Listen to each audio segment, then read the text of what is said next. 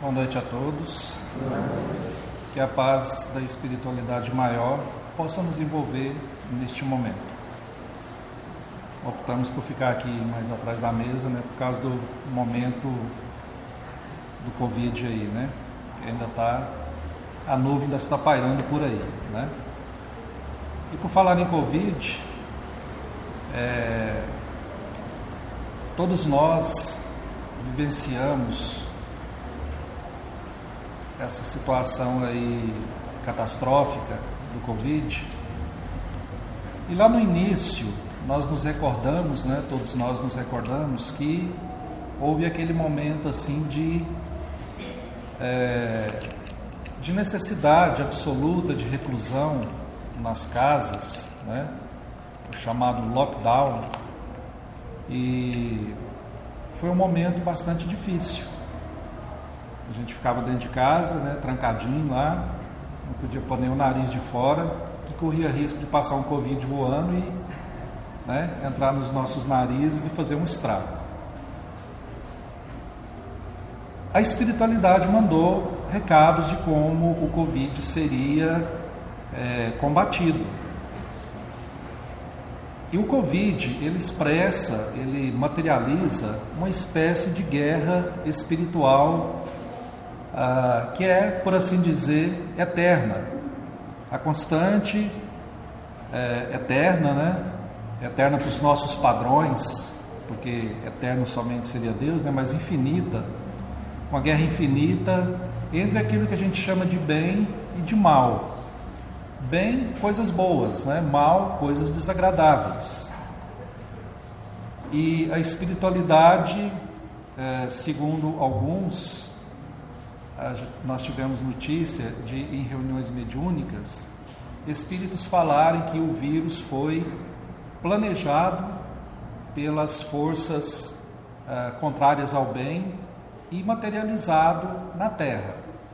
Isso foi dito em uma reunião mediúnica meses antes do Covid se manifestar. Um espírito falou em uma reunião mediúnica através de um médium, um espírito profundamente desgostoso com a humanidade, que daí a algum tempo nós veríamos o que ia acontecer, que eles haviam liberado um vírus que ia ganhar o mundo inteiro. Na época, as pessoas que participaram da reunião achou exagerado, deve ser uma bravata desse espírito falar uma coisa dessas. Mas nessa mesma reunião, nesse mesmo grupo, mas em outro dia, mais à frente, manifestou-se também um outro espírito, mas não um espírito revoltado com a humanidade, mas era um espírito que era um dos dirigentes daquela reunião.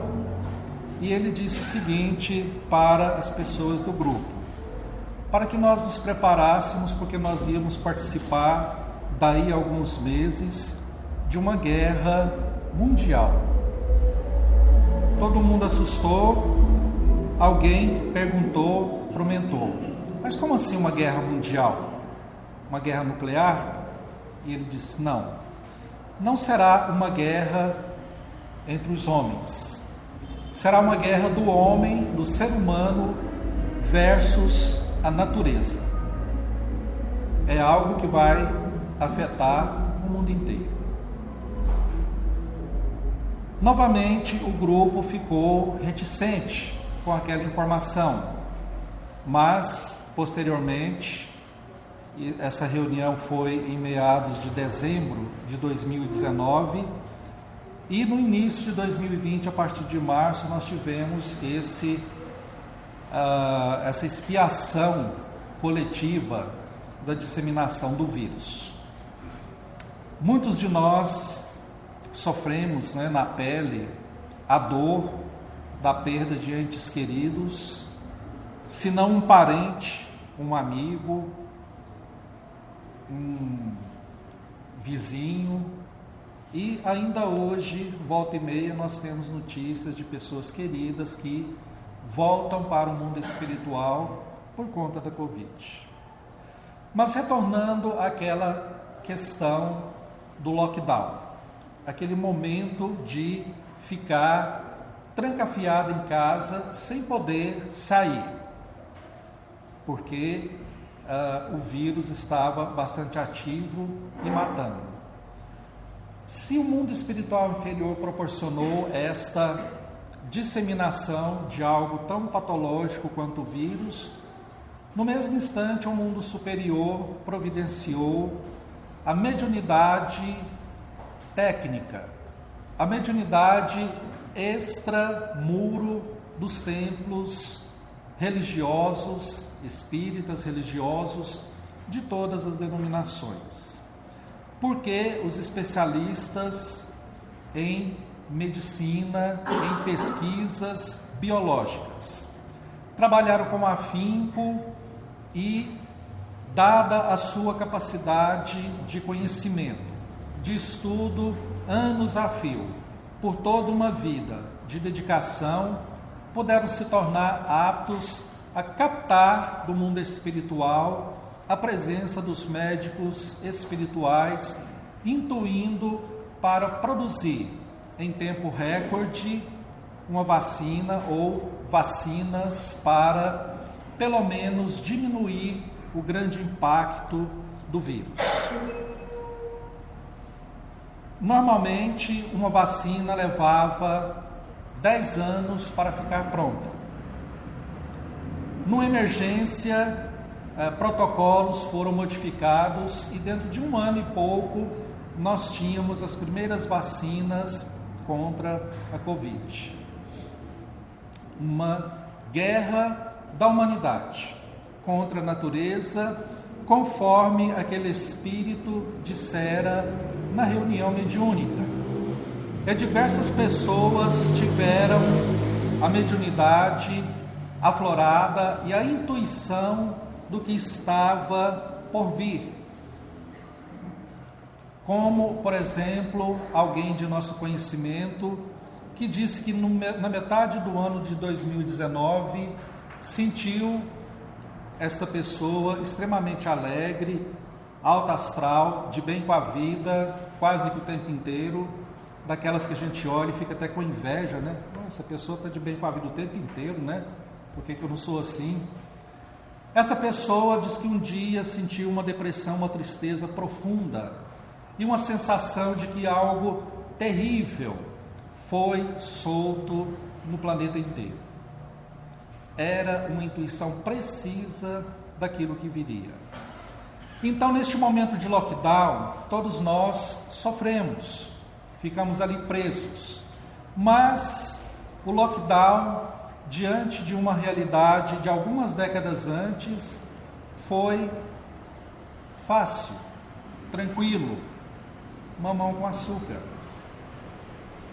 Porque em meados de 1943, para exemplificarmos por que o lockdown foi de uma certa forma uma brisa, o mundo vivenciou de 1939 até 45 uma outra materialização, a mais terrível, do umbral e das trevas no plano físico, quando estourou a Segunda Guerra Mundial. E a sanha, o barbarismo, na sua mais inteira rusticidade, se materializou no planeta Terra. Milhões de pessoas foram mortas pelo simples crime de não pertencerem à lista idealizada por aqueles guerreiros sanguinários travestidos de civilização. E os campos de concentração famigerados poluíram a atmosfera espiritual da Europa e, por extensão, do mundo. E de 1943 até 45, uma família viveu um verdadeiro inferno, que é onde nós fizemos menção há pouco, de que o nosso lockdown, a nossa prisão, por conta do Covid, foi mamão com açúcar. Porque uma família de judeus que vivia em Amsterdã, na Holanda, teve de se trancafiar em um cubículo, quartos apertadíssimos, um espaço diminuto, e ficar ali durante 2 anos seguidos, sem poder deixar que ninguém percebesse que eles estavam ali escondidos, porque eram judeus e o nazismo havia chegado ali, em Amsterdã. O exército nazista buscava informações para capturar e levar para os campos de concentração qualquer um que fosse das raças ou das etnias proscritas. Então é neste contexto que uma jovenzinha vai vivenciar a sua pré-adolescência e a sua adolescência. Anne Frank, que vai registrar essa experiência dramática em uma obra chamada O Diário de Anne Frank. Uma rádio europeia propôs um concurso para que as pessoas escrevessem as suas memórias daquele período. E Anne Frank, escondida juntamente com seu pai, mãe e uma outra família, vive durante 2 anos em um espaço diminuto, dividindo comida mofada, comida estragada, condições sanitárias as mais precárias, comendo de tempos em tempos, quando a bondade de alguém que sabia da situação vinha trazer de maneira escondida um pouco de alimento. Foram 2 anos tétricos, terríveis. Durante o dia, quando as patrulhas passavam, eles não podiam sequer, quando as patrulhas estavam muito próximas, eles evitavam até de caminhar, se possível, prender a respiração, porque qualquer coisinha que os denunciasse seria a prisão inevitável. Anne Frank acompanhava as notícias da guerra pelo rádio, nas madrugadas, quando percebia que não havia ninguém na rua. E uma notícia veio trazer um certo alento. A guerra encaminhava-se para o seu desfecho. Os nazistas estavam recuando. E ela, juntamente com a família, já antevia a liberdade. Mas, no último instante, quase que como a última ação do exército nazista, sua família foi descoberta e todos foram feitos prisioneiros, levados para o campo de concentração, onde conheceram o martírio. E a jovem Anne Frank, com 16 anos de idade, desencarnou, faleceu vítima das condições adversas sanitárias do campo de concentração, para onde ela fora levada. 1945 foi a sua desencarnação. 9 anos após a morte de Anne Frank, a sua obra começou a ser divulgada. Ainda não era o best-seller que se tornaria depois, com a cultura, rememorando aquele fato terrível do nazismo. E uma criança nasceria 9 anos depois, na Suécia. Barbara Kerley era o seu nome de batismo. Barbara Kerley começa a primeira infância. E quando ela começa a falar, seus pais a chamavam pelo nome e ela dizia: meu nome não é este, o meu nome é Anne Frank. Os pais se assustavam: mas que é isso, menina? Não, eu não reconheço, vocês não são meus pais. e o meu nome não é esse, eu quero ir para casa. E os pais pensavam que era coisa de criança. E com o tempo, ela cada vez mais fazia menção a uma vida onde ela ficara presa em um apartamento diminuto. A obra, o Diário de Anne Frank, ainda não se tornara plenamente conhecida como é hoje. Repetimos. E os pais não sabiam o que era aquilo. Até que a jovenzinha, à medida que vai se tornando mais, os anos vão se passando, vai percebendo a situação tensa que aquelas informações trazem, de que ela não se chamava Bárbara, mas sim Anne Frank. E começa a guardar para si as suas reminiscências. Mas a sua biografia vai mostrar alguns dados profundamente conexos com a sua existência como Anne Frank. Ela tinha verdadeiro pavor de homens fardados, porque a sua família fora presa por soldados nazistas, profundamente grosseiros e violentos. Durante aquela estada, naquele cubículo, naquela prisão domiciliar por 2 anos. Uma das poucas coisas com as quais o grupo se alimentava era feijão. E agora, Karen, a jovenzinha sueca, detestava feijão. E sentia verdadeiro pânico diante de homens fardados.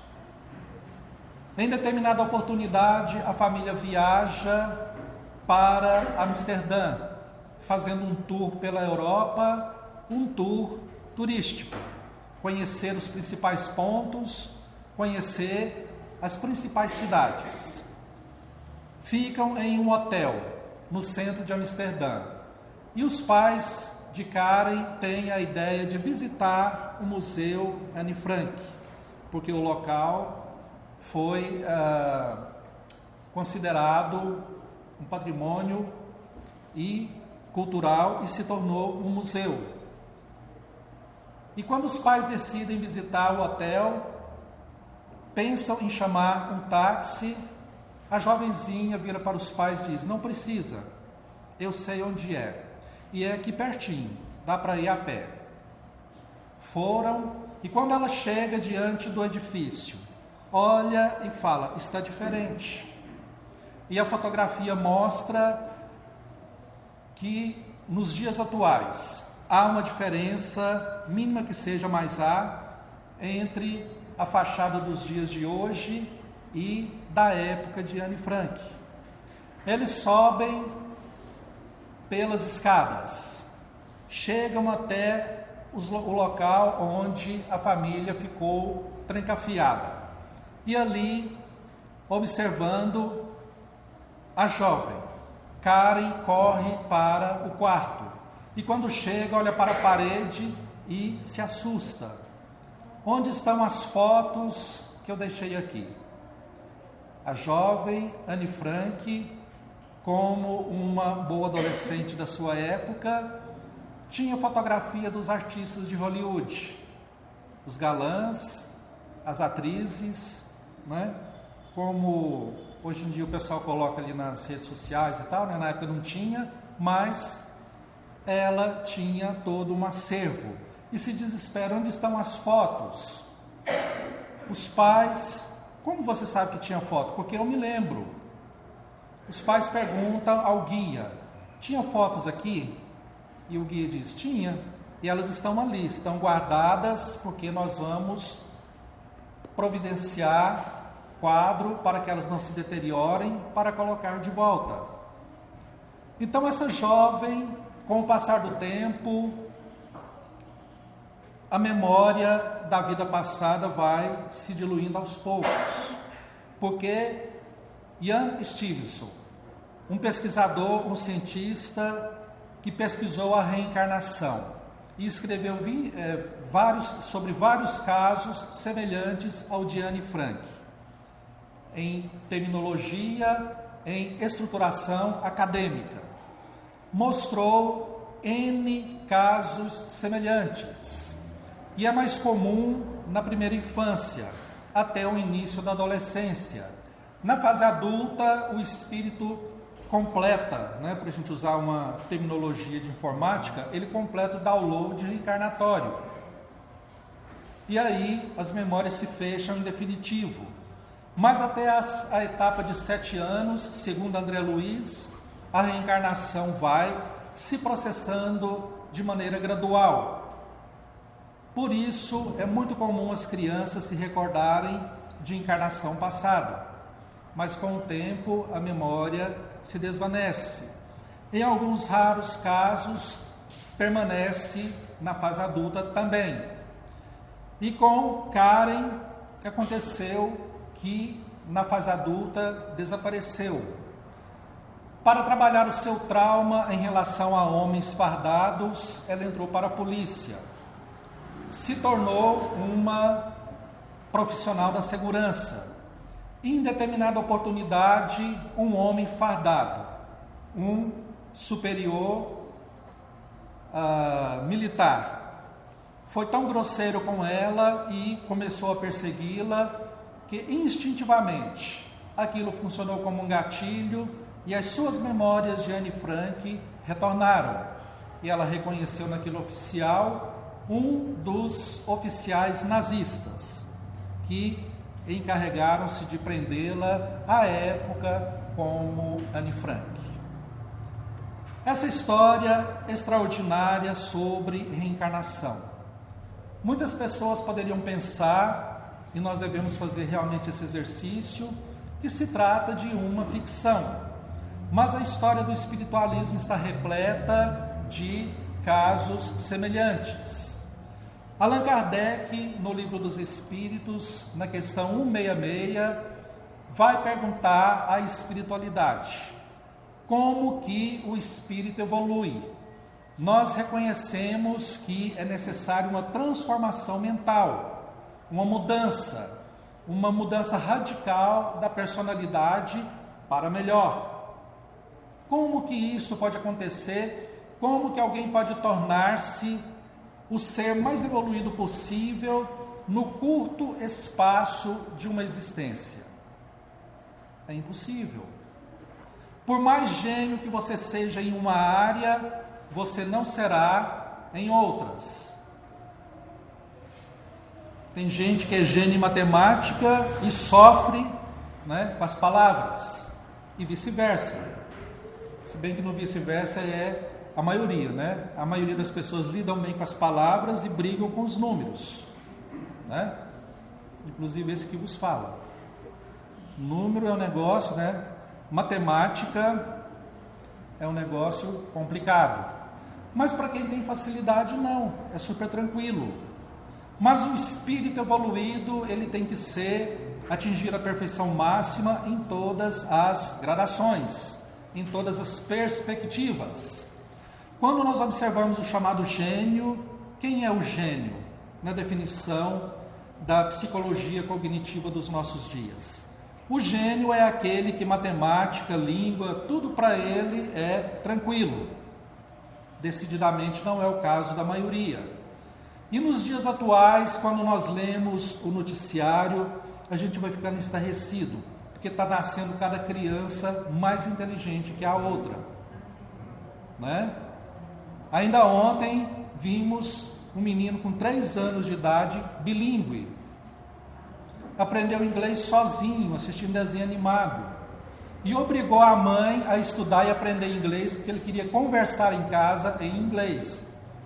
E a mãe disse que foi aquela sofrência, mas teve que aprender. Um menino de 3 anos que aprende inglês sozinho. A gente, com toda a ajuda possível, sofre e pelo menos o verbo to be a gente aprende, Como se diz, da quinta até o ensino médio, todos os anos você vê o verbo to be, ou o verbo to be, segundo alguns, Você aprende. Ele a gente fica sabendo, mas Se bem que hoje em dia está mudando muito, né? Porque cada vez mais o inglês está aí. Mas, em suma, as crianças estão nascendo com uma inteligência excepcional. Então, a evolução, o espírito tem que evoluir em todos os níveis. Allan Kardec pergunta, como é o espírito superior, o espírito que vive num mundo superior ao nosso? E os espíritos disseram, você pega o homem mais inteligente que já existiu e o homem mais bondoso, coloque em um, e você terá um cidadão meia boca do mundo evoluído. Meia boca, tá? Não é o suprassumo de lá não, né? E o Neil Degrasse, que é um cientista e divulgador de ciência para a população, ele acredita, nas palavras dele numa entrevista, a gente não sabe se ele estava brincando ou não, mas é interessante a observação. Ele fala que Stephen Hawking, um dos homens mais inteligentes dos últimos tempos, né, o físico, ele seria como uma criança de 6 meses de idade em um mundo de inteligências sublimes e notáveis. Então não dá para nós adquirirmos toda a evolução possível em uma existência. E Kardec pergunta, então como que o espírito vai evoluir? Se uma encarnação só, uma existência só, é pouco. E os espíritos dizem, simples, sofrendo a prova de uma nova existência. Aí o Kardec fica com a pulga, né, atrás da orelha. Como assim? Sofrendo a prova de uma nova existência, quer dizer que o espírito vai pegar um novo corpo? É isso que a gente tem que entender? Ele, sim, é exatamente isso. Mas e para quê? Para que o espírito evolua sofrendo provas e expiações. Expiação, o que é? Expiação com X, né? Expiação com X significa pagar. Você deve, você paga. Mas deve como? Quando o rapaz, quando Pedro decepa a orelha do Malcos, né? Na presença de Jesus, porque Jesus estava sendo preso. Jesus faz a primeira cirurgia plástica da história, restaura a orelha do Malcos. E vira para Pedro e diz, Pedro, guarda a espada, porque quem fere pela espada será ferido pela espada. Newton diria isso séculos depois, né? Lei de ação e reação. A cada ação corresponde uma reação de igual intensidade e sentido contrário, que é uma outra variante da lei do karma, dos hindus. Você faz de errado, você paga. Você faz de certo, você recebe também. É o Dharma. Então a evolução se processa mediante o processo reencarnatório. Ah, mas o indivíduo, ele foi terrível, fez todos os crimes, barbaridades, e um dia ele se arrependeu. Ele converteu e mudou. Numa existência só, isso é possível? Às vezes pode acontecer, mas é excepcional. E é exatamente porque o espírito já chegou naquele estágio de dar este salto quântico dentro da evolução espiritual, mudar de categoria. E a espiritualidade compara a existência do plano físico a uma infância e adolescência da vida espiritual. Quando o espírito atinge a evolução máxima, ele se torna adulto e já não mais precisa de existência em corpos físicos. Segundo a espiritualidade fala a Allan Kardec. Então, na questão 166 e nas subsequentes, Allan Kardec vai desdobrando o tema. E o Espiritismo, com Allan Kardec, realizou um upgrade na concepção reencarnatória, na perspectiva da reencarnação dentro do espiritualismo universal. Porque antes da doutrina espírita, os pensadores de todas as épocas e lugares, Pitágoras, o hinduísmo, Platão e etc., concebiam a perspectiva reencarnacionista, mas com o viés da metempsicose. Que palavrão é esse? Metempsicose é uma palavra grega que significa transmigração da alma por vários corpos, dentre os quais corpos de animais. Ou seja, se numa encarnação você foi glutão, vamos dar um exemplo assim, né? Você era glutão, morreu de tanto comer. Numa outra existência você vai reencarnar como um porco. Porque o porco é o animal que bom de garfo, né? Quem já viu um porco comer fica assustado, né? A voracidade que ele come parece que é a coisa mais, né? Comer é a melhor coisa do universo.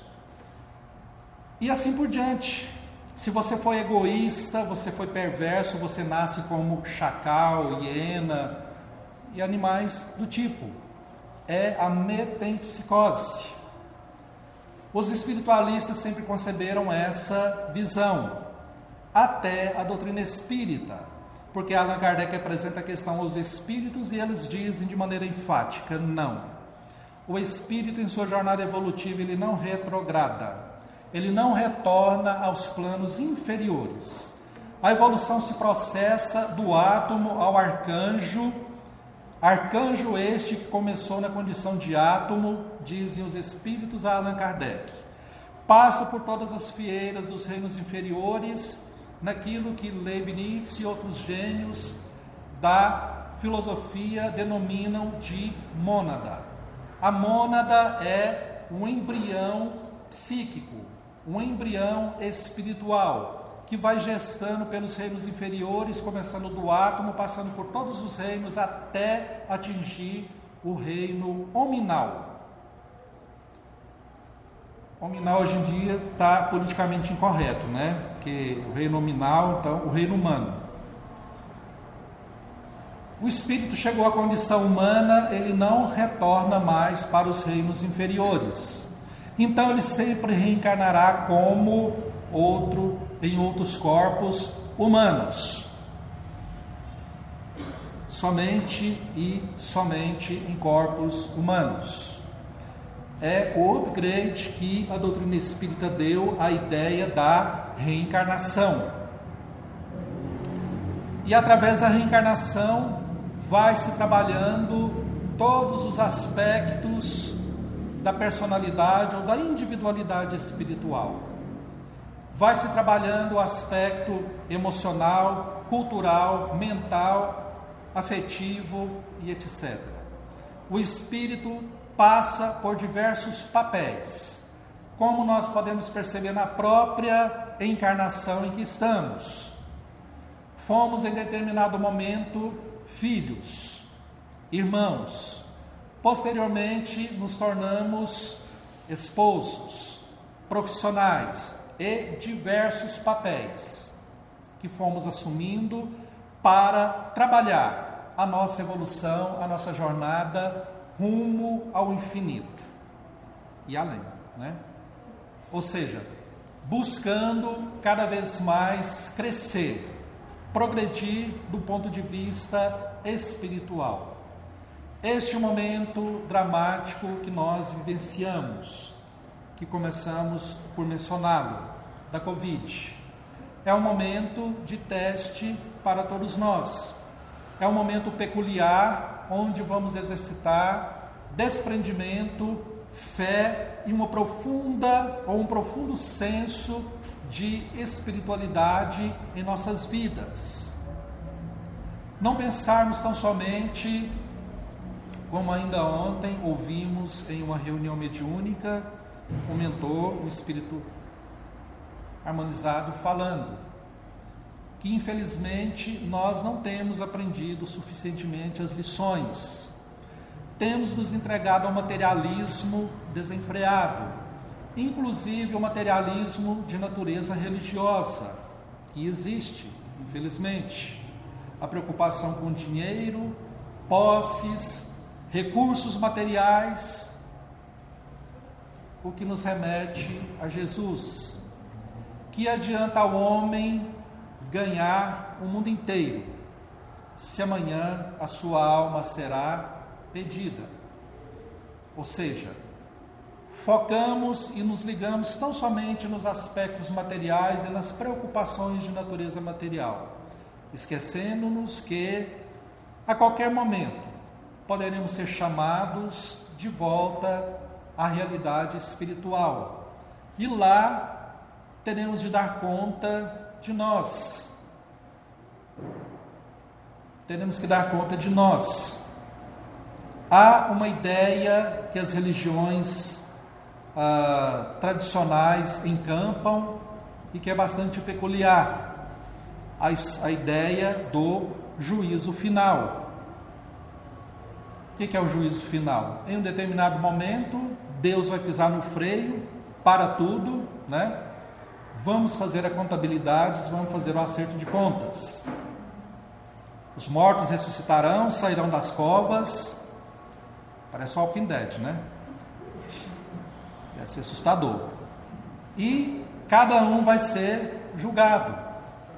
Mas isto é uma figura, um emblema, um símbolo, uma metáfora para a condição do juízo final, que ela é íntima, individual e intransferível. A cada momento que nós desencarnamos, processa-se o nosso juízo final. Deus nos ama tanto, né, que o juízo final ele é particular. Então, quando nós temos essa ideia de que tudo vai parar e vai ser contabilizado, é um equívoco, quando tomado ao pé da letra, como a maioria das lendas, fábulas e mitologias que existem por aí. Portanto, a doutrina espírita vem nos trazer, vem nos mostrar uma realidade essencial, aquela realidade maior, que é a jornada do espírito dentro da eternidade. Alguém questionou a um espiritualista: o que você foi na vida passada? Dizem que você se lembra. Não existe vida passada. Mas como assim? Você se lembra de vida passada e não existe vida passada? Não, a vida é uma só. A vida é um contínuo. Existem corpos passados. Mas eu não me recordo. Ainda bem. Para o seu bem. Como você se sentiria se recordasse de ter envenenado seu pai, sua mãe, seu filho, maltratado, espezinhado, feito as maiores barbaridades? Como você se sentiria? Mal. E se você tivesse também a recordação de que você sofreu todos os tipos de tortura de alguém que hoje é um parente, uma mãe, um pai cuidadoso? Eu não conseguiria perdoar. Então, não se recordar é uma bênção, embora nós nos recordemos sim, pela memória afetiva, emocional. Não nos recordamos pela memória episódica, mas a memória afetiva está lá. Por isso que a gente olha e sente imediata simpatia por alguém ou antipatia. É uma memória emocional. Mas então a doutrina espírita é essa bênção, este conhecimento extraordinário que nos proporciona a reflexão necessária para a nossa jornada evolutiva. A partir da ideia da reencarnação, temos a dimensão do quanto o Evangelho de Jesus é fundamental para a nossa vida espiritual como um todo. Porque se nós não nos adequarmos à proposta do Evangelho de Jesus, as nossas reencarnações serão repetitivas, sempre os mesmos erros, enfadonha, sempre um constante recomeçar do mesmo ponto. E isso é estagnar, isto é não evoluir. E a proposta é crescer espiritualmente em todos os níveis. Que Deus nos abençoe.